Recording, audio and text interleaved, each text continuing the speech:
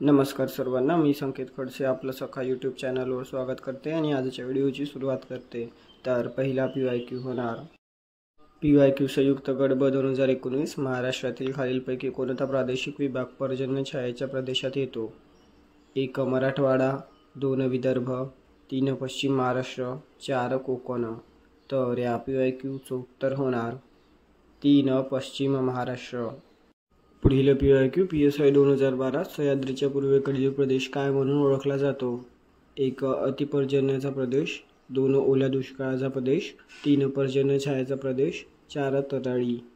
तर या PYQचं उत्तर होणार 3 पर्जन्य छायेचा प्रदेश। पुढील PYQ STI 2012 महाराष्ट्रात नैऋत्य मोसमी वाऱ्यापासून पडणाऱ्या पावसाचे प्रमाण किती आहे? 1 65%, 2 50%, 3 85%, 4 100%।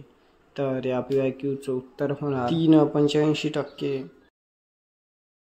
पुढील PYQ STI 2012 खालीलपैकी कोणत्या जिल्ह्याचा पर्जन्य छायेच्या क्षेत्रात समावेश होतो?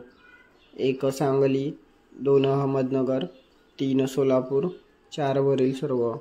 तर या PYQचं उत्तर होणार 4 वरील सर्व। पुढील PYQ STI 2012 कोकणात आर्द्रतेचे प्रमाण नेहमी जास्त असण्याचे कारण कोणते?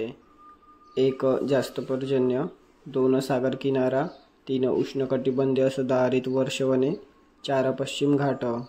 तर या PYQचं उत्तर होणार 2 सागर किनारा।